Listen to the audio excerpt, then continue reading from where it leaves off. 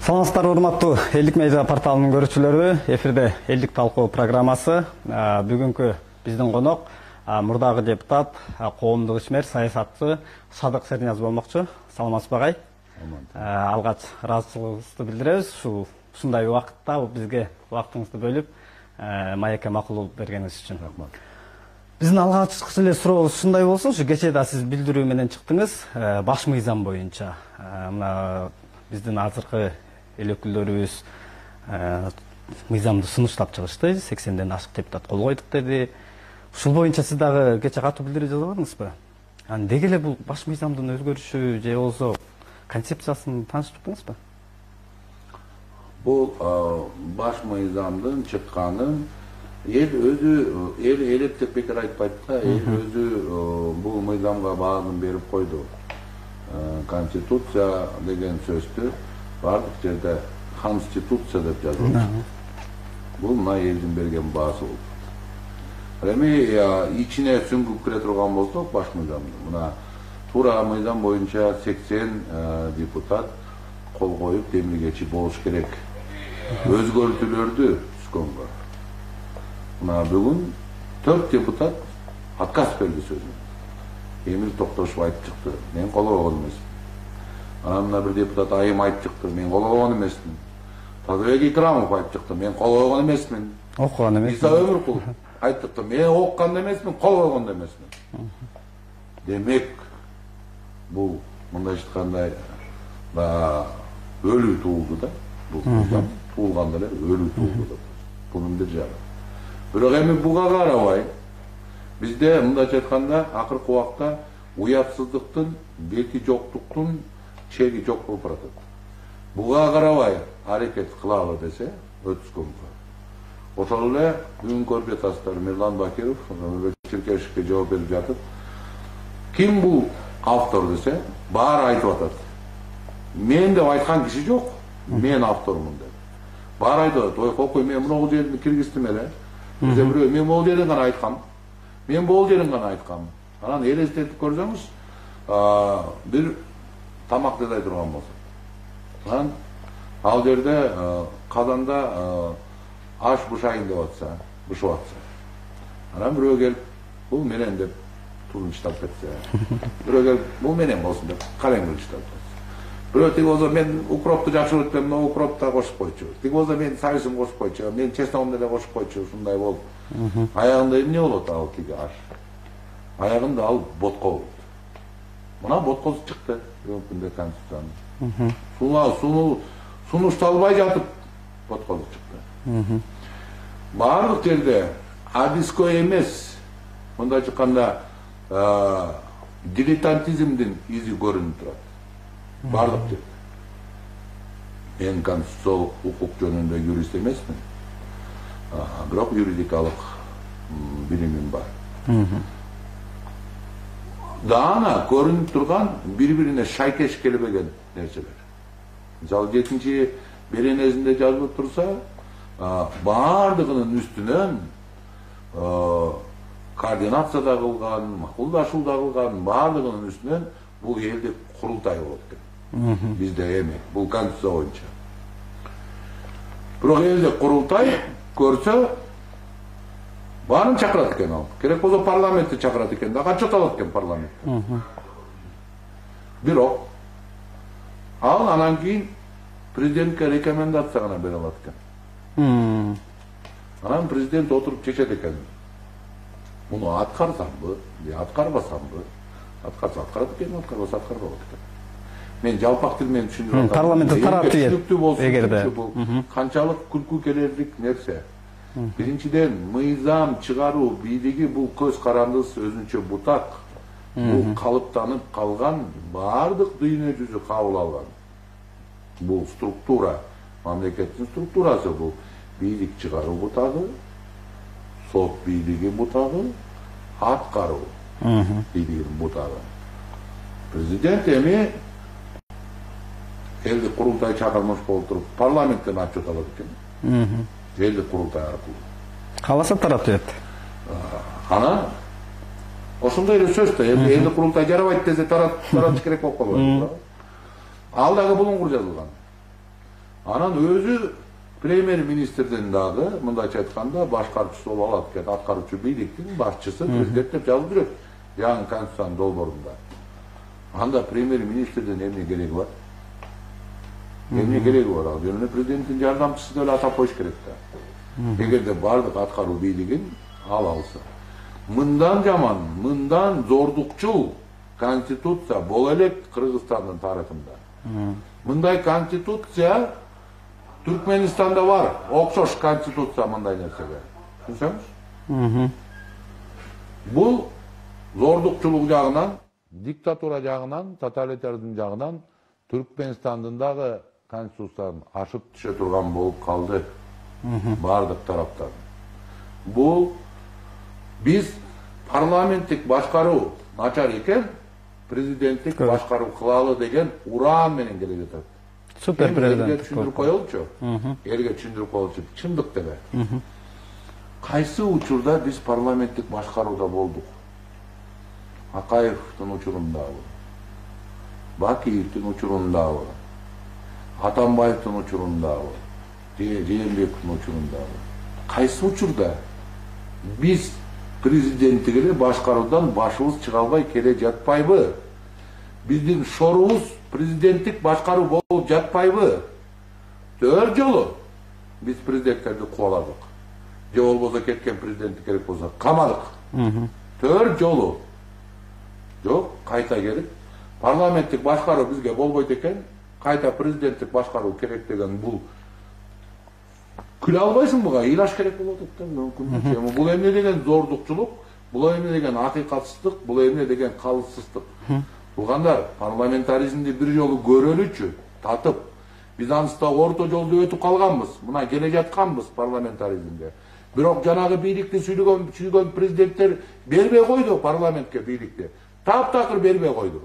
Ушул сөзүңүзгө аралашып, ошо парламентке бербей койду, президенттик башкарууда деп атпайсызбы? Мына акыркы бизде парламенттик президенттик башкарууда да келдик. Бирок эмне себептен бул парламенттин чабалдыгынанбы? Мисалы, азыркы парламент мурда сиз иштегенсиз, бул парламентте. Күчү жакшы эле да. Эмне себептен ошо бийликти алдырып атат президентке? Менке бир суроо берсем болобу? Сиз кандай деп ойлойсуз? Могу керек болду акыркы анчалык диктатуралык мындай харизмасы жок, жөнөкөйрөөк, калысыраак президентибиз Сооронбай Шарипович башкарганда да кандай башкаруу болду бизде? Сиздин оюңуз кете.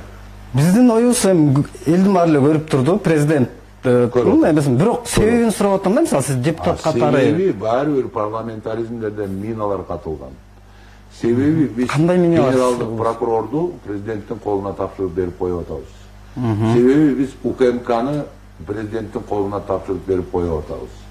А УКМК менен Генералдык прокуратура бул чоң күч. Ал керек болсо сизди жок жерден, кимди болбосун жок жерден иш ачып, козгоп, сизди апарып түрмөгө камап кое алат. Ким ошондо президентке каяш айта алат?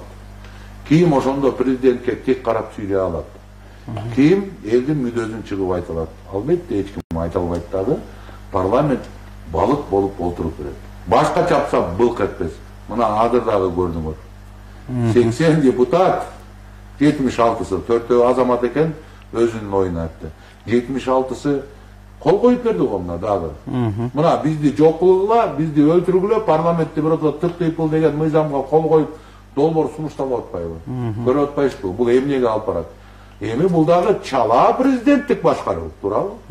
Эртең Куда кааласа 2 срок кала турган президент келет экен, имиш, жаңы парламент менен. Ошондо парламенттин абалы эмне болот? Дагы бир жагынан парламенттин үстүнө элдик курултайды коюп коет экен. Ал көзөмөлдөйт экен парламентти. Ошондо бул эмне болот парламент? Кандай парламент болот? Бул парламент эмес. Бул ошол президенттин кой чарбазы, мал чарбазы деле атап коюш керек да, туурабы? Малдан айырмасы жок болуп калды анысында парламенттин. Кай жака айдаса, ошол жака кетет. Мал дагы көнгөн жайытынан айдасаң, тырышып мындай кетпейт 1-2 айчы.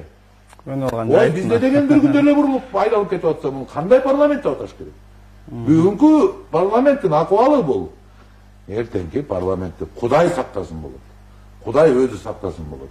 Мынчалык эмигейсиз күчтүү президент өзүн алып турган болсо, анда бизде bütünдөй коом, bütünдөy мамлекет деградацияга учурайт, депрессияга учурайт. Эркиндик деген сөздүн жыты да калбайт, өңү да калбайт. Биз ошол тамсанып гана айтып жүрөбүз, бир кезде болгон экен биздин эркиндик. Биз айтчу элек, билекелеп сүйлөчү элек, жок дегенде парламенттен бирөө экөө болсо дагы жылт этип көрүнүп бир чындыкты, акыйкатты айтып калчу эле. Анда таптакыр эчтеке болбойт. Анда кол көтөрүш гана адамдар болот, же болбосо түркмен башы эмне кылып атат, баардыгы туруп алып кол чабат.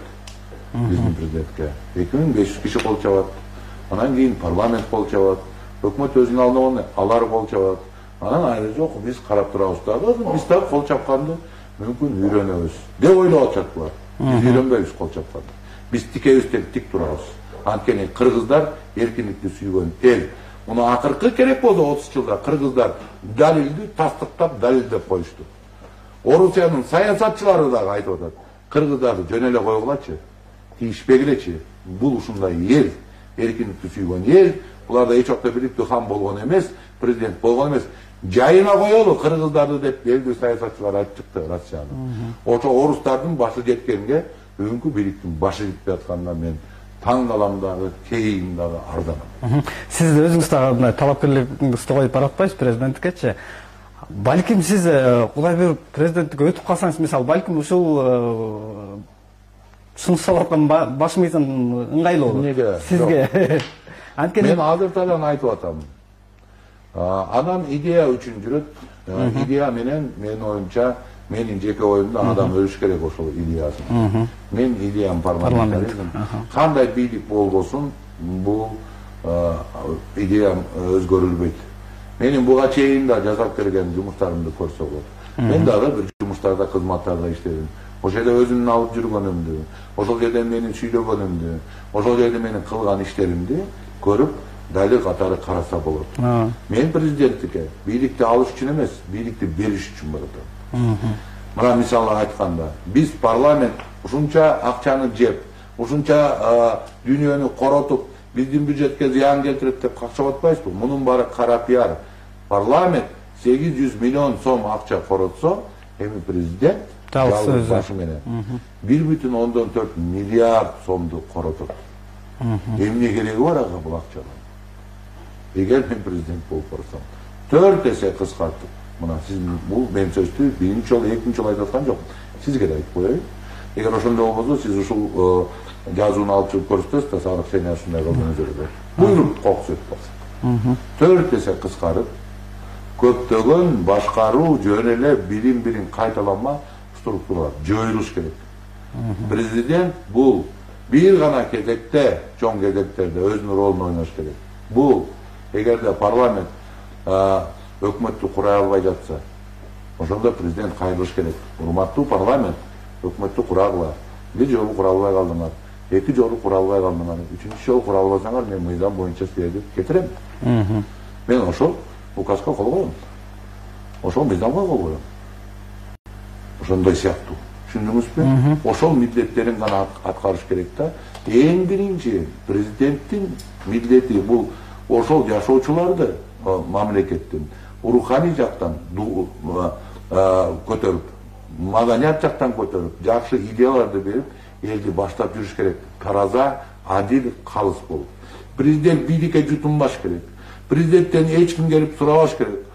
Баланча районунун акимин орун басарын баланча кылып шайлайын деп атабыз. Сиздин оюңуз кандай деп эч ким сурабаш керек. Бул деген уят, бул деген мамлекетти иштөөнү билбегендик. Анткени сенин премьер-министриң бар, анткени сенин губернаторуң бар, анткени сенин ошолордун акимдери бар. Ошол акимдер өздөрү чечиш керек кимге орун басарын. Бүгүн керек болсо ушундай нерсеге министрдин орун басарын дагы президенттен сурай турган акыбалга жетпедикпи биз? Бул уят нерсе да. Bunday чексиз бийликтин эмне кереги бар? Чексиз бийликти кыргыз сүйгөн эмес. Мына Кыргыздын тарыхын карап коюңуз. Башка элдер, кошуна элдер, алар мактанышат. Биз дейт, Чыңгызхандын тукумубуз деген мактанган эл бар кошуна. Биз Темирландын тукумубуз деп мактанган эл бар кошуна элде. Бабурдун тукумубуз. Керек болсо, кээ бир коңташ туугандарыбыз керек болса биз Александр Македонскийге да Искендер Зулкарнайынга жакындашып кетебиз деген дагы тарихте сүйлөшөт да. Сиз качан уктуңуз эле кыргыздар Чыңгыз хан менен мактанганын? Сиз качан уктуңуздар эле кыргыздар Бабур менен мактанганын, Темирлан менен мактанганын? Ошол өзбектерге караганда кыргыздар жакын Темирланга. Тарых боюнча карап көрдүк. Ошол өзбектер мактанса кыргыздар мактанбай эле отуруп, качан уктуңуздар эле бир Искендер Зулкарнайынды, Александр Македонскийдин даражасын көтөрүп сүйлөгөн. Демек кыргыздар түпкүлүгүнөн хандыкка каршы болуп келишкен. Түпкүлүгүнөн падышалыкка каршы болуп келишкен. Тарыхый каршы болуп келишкен. Ооба Манаста айтат.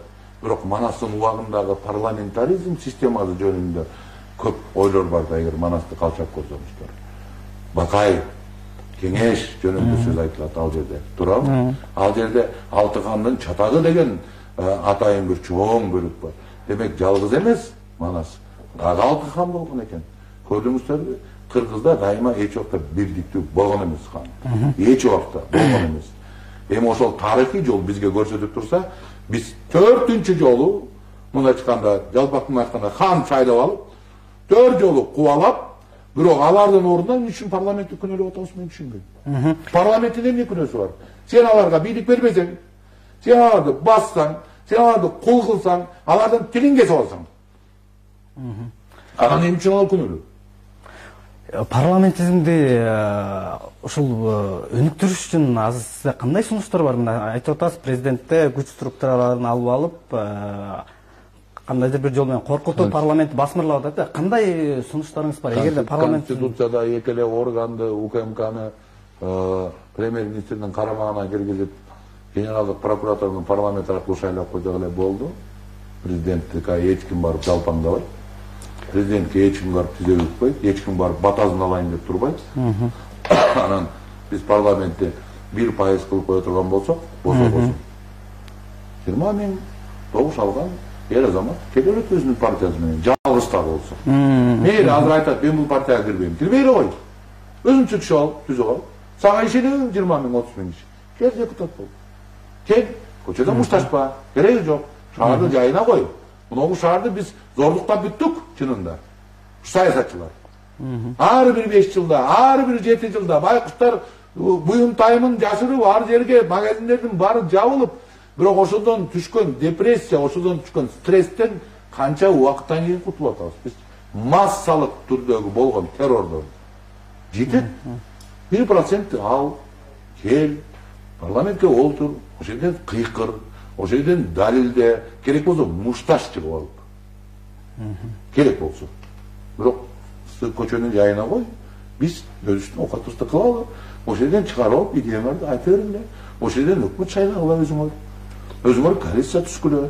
Ошол өкмөт башкарсын. Жаманбы өкмөт, эмки жолу биз шайлап коебуз ишти.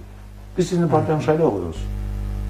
Баягындай ол сатып алуучулук, баягындай басмырлоо механизмин токтойт, себеп дегенде 1% менен ким да болбосун өтүп келет. Эгемендик күчөйт, эркиндик күчөйт. Ошол үчүн биздин дебиз эркиндик, акыйкаттык, билим болуп атат да. Акыйкаттык бул биз сотторду негизи көз карандысыз кылышыбыз керек да.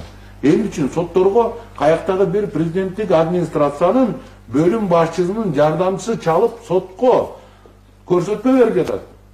Баланчаны сотто, баланчаны түрмөдөн чыгарба. Ушул Садыр Жапаров көрдүк ошону. Жок, дагы деле эч кандай жыйынтыктуу сөз жок бул тарапта. Дагы эле демек ошондой болот экен. Дагы деле ушул бийликке келгендер ойлоп отуруп, эми мен президент болуп калсам, булар менин сөзүмдү угат, анан булар мени сактайт. Сактабайт.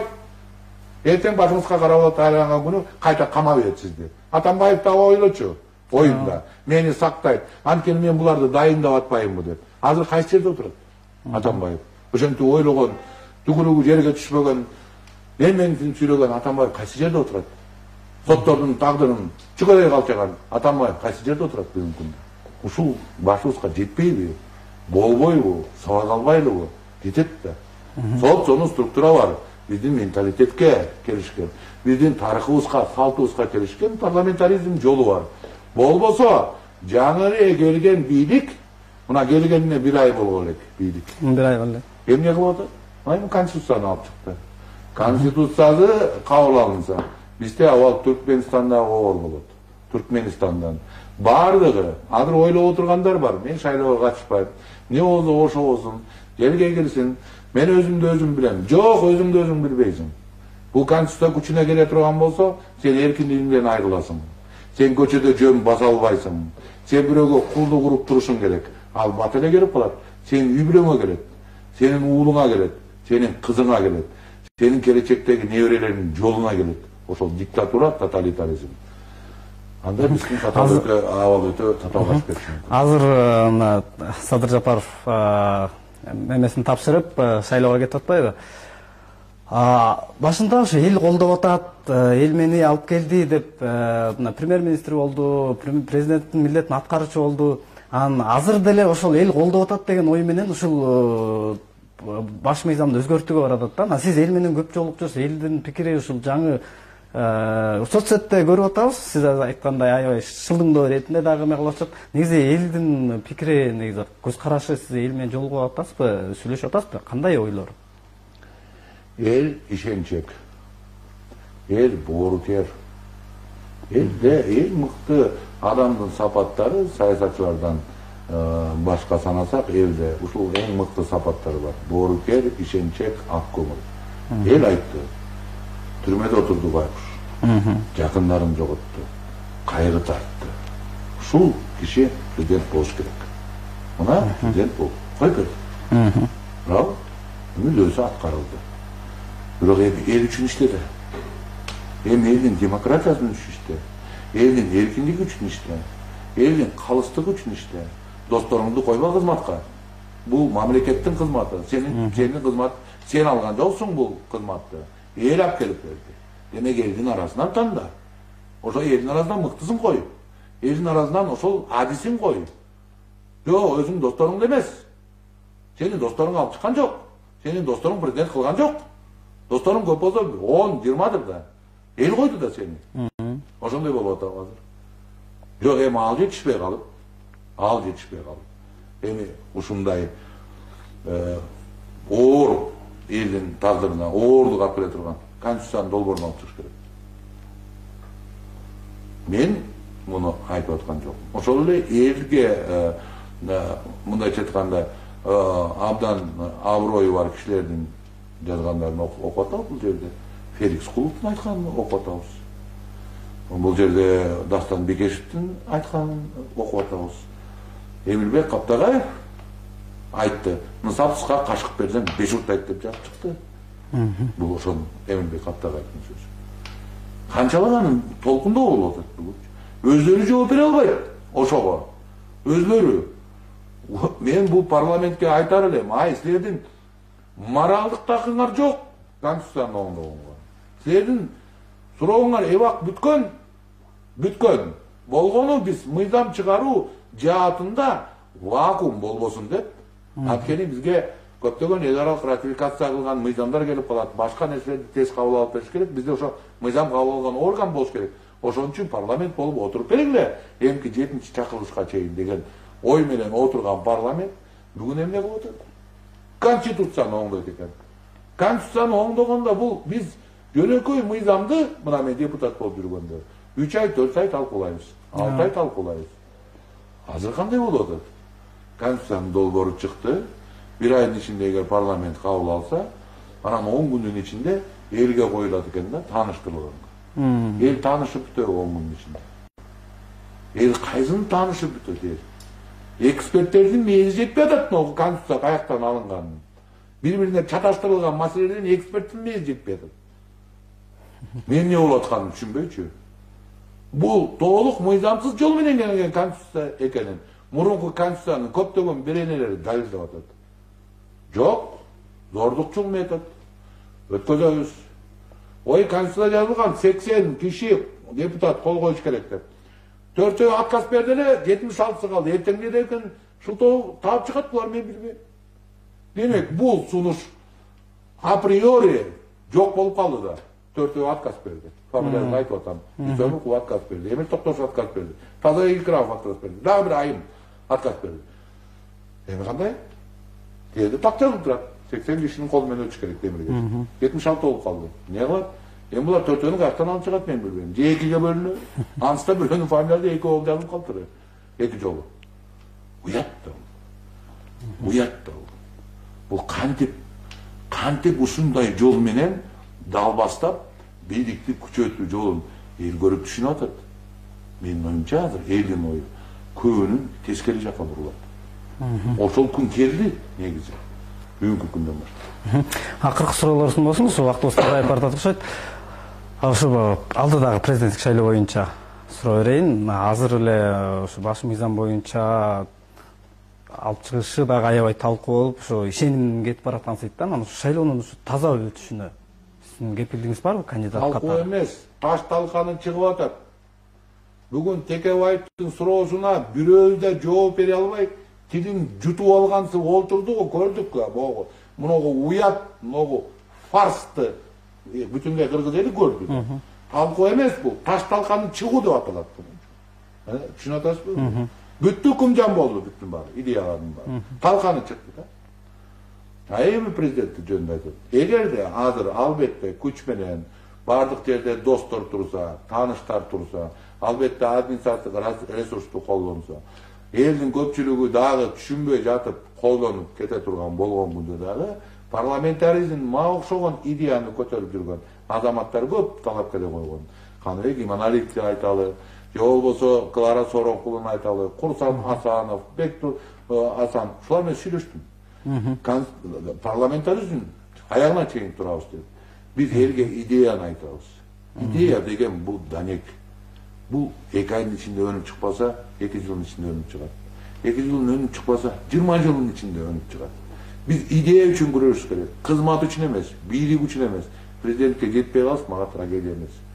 Ансыз да барсам мен бийликти таратам деп отурам. Мисал, көрдүңүзбү? Ошондуктан бул трагедия эмес. Болгону элдин оюнда, элдин аң сезиминде парламентаризм деген башкаруу бар. Ошону баары өлүү күчүктөй таштап койду деп ойлонбосун эч ким. Ошол идея үчүн күрөшкөндөр бар деген биз далилдесек дагы мен тагдырыма ыраазы болом. Рахмат, биздин убактыбыз бүтүп калды окшойт. Дагы жолу ыраазычылык билдиребиз агай. Кудай буйрса кийинкиде да эфирлерде убакыт болуп калса мындан да кеңири талкуу кылабыз деген ойдомун. Дагы жолу ыраазычылык билдиребиз. Урматтуу Элдик медиа порталынын көрүүчүлөрү, ушу менен Элдик талкуу программасы соңуна келип жетти. Эмки көрүшкөнчө сак саламатта туруңуздар.